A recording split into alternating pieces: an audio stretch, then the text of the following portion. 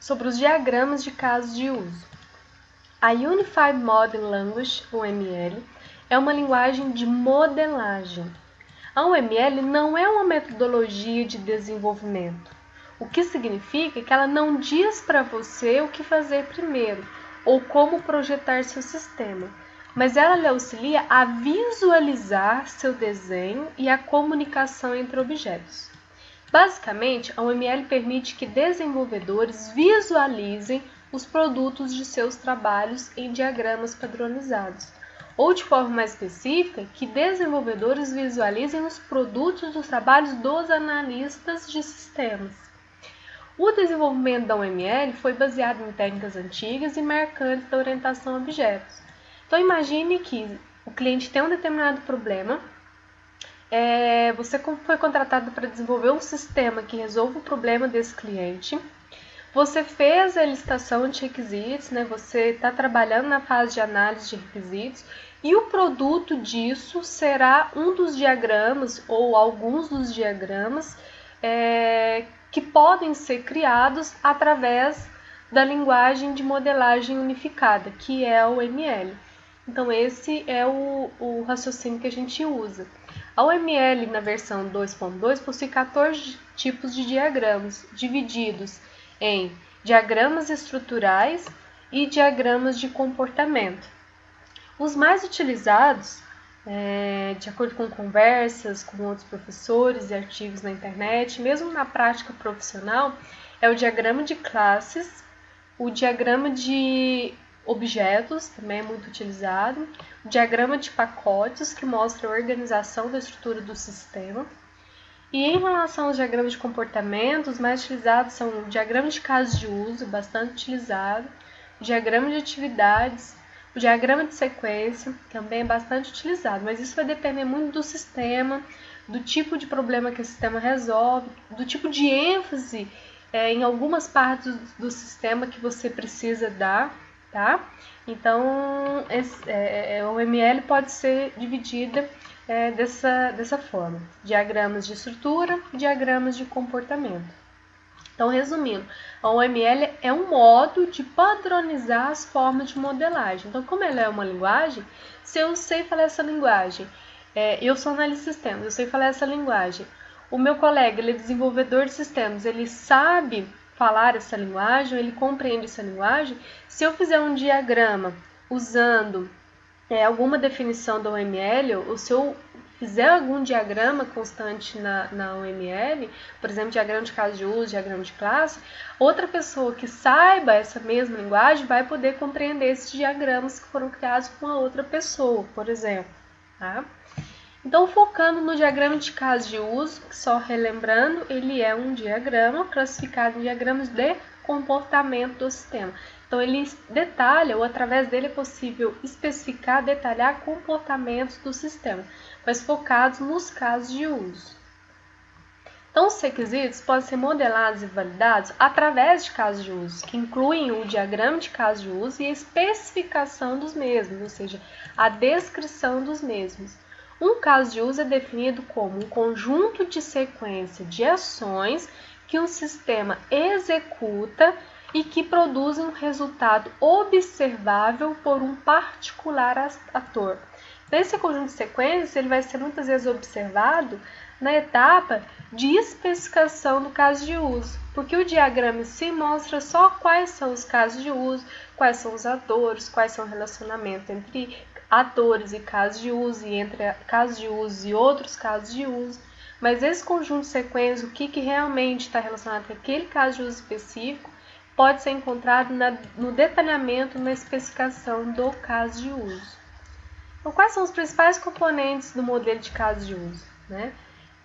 Um caso de uso, que ele especifica uma funcionalidade completa do sistema, é uma partezinha que deve estar em funcionamento no sistema, processos ou funções que o sistema deve realizar de forma automática ou mesmo manual.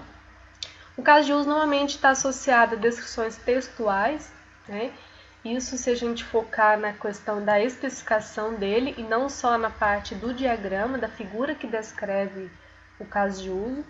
é sempre iniciado por um ator, né? Então, direto ou indiretamente, esse ator ordena ao sistema a execução de um caso de uso. São descritos com verbos no infinitivo, por exemplo, emitir um relatório, logar no sistema, realizar um cadastro, entre outros, né? Então, sempre observar essa ideia de verbos no infinitivo para descrever casos de uso. Outro componente do caso de uso, de um diagrama de caso de uso, os atores. Então, um ator é uma pessoa que desempenha algum papel no sistema. Tá? Mas além de ser uma pessoa, ela também pode ser uma entidade externa, como, por exemplo, outros sistemas. Então, um sistema que interage com o meu sistema, eu posso representar esse outro sistema através de um ator. Né? Então, entidades externas, como outros sistemas, que interagem com o sistema sendo projetado. Relacionamentos. Né? Existem dois tipos de relacionamentos. Relacionamento entre atores e casos de uso e relacionamento entre casos de uso. Uma proposta de sequência que pode ser utilizada para construir um modelo de caso de uso, ela é descrita a seguir. Então, por exemplo, definir o sistema, qual é o conjunto de casos de uso que realmente define o que o sistema tem que fazer. Procure encontrar quais são os atores que se relacionam com o seu sistema, sempre pensando em pessoas que se relacionam com o sistema, que desempenham algum papel no mesmo, e entidades externas que se relacionam com o seu sistema. Tente encontrar e descrever o caso de uso, um textinho mesmo. Primeiro o usuário ele deve estar logado. Depois ele tem que se cadastrar, depois ele tem que fazer tal coisa. Né? Então, descrever cada caso de uso da forma como ele tem que acontecer. Definir um relacionamento entre os casos de uso, né? Que tipo de relacionamento vai ser esse, a gente vai trabalhar isso um pouco assim, mais adiante. E validar no modelo. Então, depois do diagrama ele pronto, você poderia estar discutindo isso com a equipe, poderia estar discutindo isso com o cliente, verificar se é aquilo mesmo que o sistema tem que fazer, se realmente são aquelas pessoas, aqueles atores, né, pessoas, entidades externas que se relacionam com os casos de uso, se aqueles relacionamentos entre atores e casos de uso, e outros casos de uso realmente são corretos, né? Então, a validação é muito importante. Como que eu identifico um ator, né? Considerando que um ator é uma pessoa que desempenha um papel no sistema ou ela é uma entidade externa que se relaciona com o meu sistema. Então, as respostas às seguintes perguntas podem auxiliar na identificação de atores. Quem utiliza a principal funcionalidade do meu sistema? É o cliente? É o gerente? Quem vai precisar de suporte do sistema para realizar suas tarefas diárias? Quem precisa manter, administrar e deixar o sistema rodando? Rodando não é a palavra legal, é interessante você dizer executando, tá? Quais dispositivos de hardware o sistema precisa manipular? Então, aqui observa que já é um ator externo, né? É um ator externo, uma entidade externa que vai se relacionar com o meu sistema. Com quais outros sistemas o sistema precisa interagir? Quem ou o que tem interesse nos resultados produzidos pelo sistema? Então, essas questões aqui podem te ajudar a definir melhor quais são os atores que se relacionam com o seu sistema. Agora, como identificar um caso de uso? As respostas às perguntas abaixo podem auxiliar a identificar casos de uso. Quais funções o ator requer do sistema? O que o ator precisa fazer? Ator precisa criar, ler, destruir, modificar ou armazenar algum tipo de informação dentro do sistema? Se sim, isso provavelmente vai virar um caso de uso no seu sistema.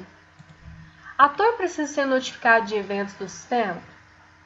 Ator precisa notificar o sistema sobre algum evento? Então, você consegue perceber casos de uso e relacionamento entre casos de uso e atores.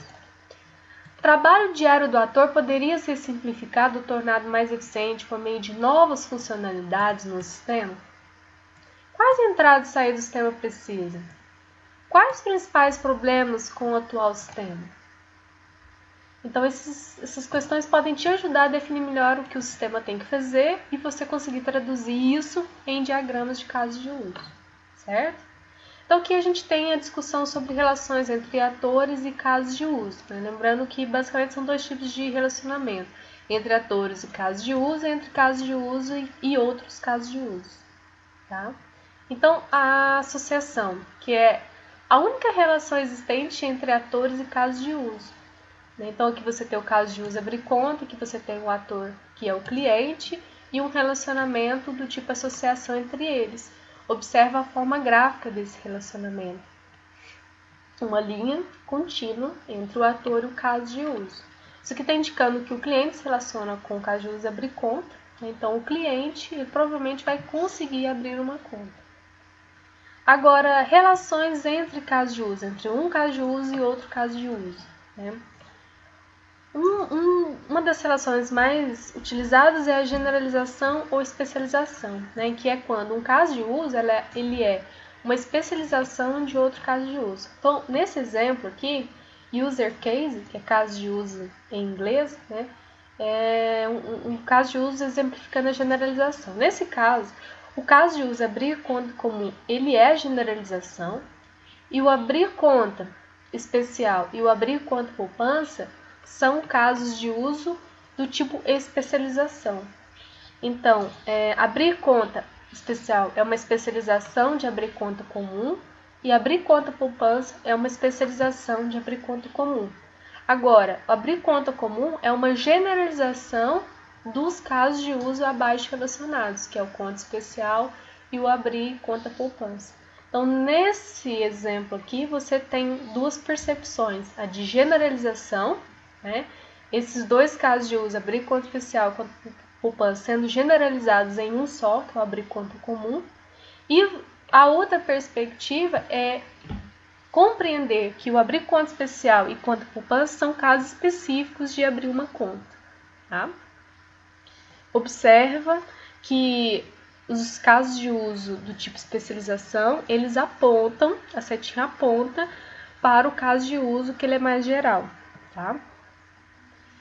Outro relacionamento entre casos de uso é o include. Então, o include ele é uma das formas de interação. Um dado caso de uso pode incluir outro. Tá? Então, incluir é uma relação direta entre dois casos de uso, implicando que o comportamento do caso de uso incluído é inserido no comportamento do caso de uso inclusor. Então, nesse caso aqui, o caso de uso Process Transaction, ele inclui o caso de uso Validate User. Tá? Essa relação indica uma obrigatoriedade do caso de uso incluir a funcionalidade do caso de uso incluído. Assim, sempre que o primeiro ocorrer, o incluído ocorrerá obrigatoriamente, ou seja, sempre que essa transação de processo acontecer, isso inclui que a validação de usuário também vai acontecer, nesse caso exibido aqui. Então, a anotação é uma seta pontilhada para o caso de uso que é incluído e com um estereótipo escrito include, tá? Igual vocês podem observar nesse diagrama de casos de uso. O outro tipo de relacionamento existente entre casos de uso é o extend, ou estender. Outra forma de interação. Um caso de uso pode estender um outro. Esta relação indica que o comportamento do caso de uso estendido pode ser ou não inserido no caso de uso extensor. Então, nesse caso aqui, vocês observam que o caso de uso log error, ele estende o caso de uso validate user. Então, ele pode usar, num determinado momento, ele pode usar o caso de uso validate user ou não. Tá? Notas ou restrições podem ser associadas ao relacionamento para ilustrar as condições em que este comportamento será executado, ou seja, quando que o caso de uso log erro vai estender o validate user? Isso poderia estar especificado na descrição do caso de uso, onde você vai colocar, através de frase, como que aquele caso de uso ele funciona. E observe que a anotação é uma seta pontilhada também, da extensão para o caso de uso estendido. Então, da extensão para o caso de uso que é estendido. E a etiqueta é o estereótipo com a palavra extend. Para finalizar, existem diversas ferramentas que você consegue criar diagramas de casos de uso. Não só de casos de uso, mas diagramas da linguagem UML. O ASTAR, que antigamente se chamava JUDI, o STAR UML, Enterprise Architect, Umbrello, ArgoML, tá? Alguns são pagos, outros são gratuitos.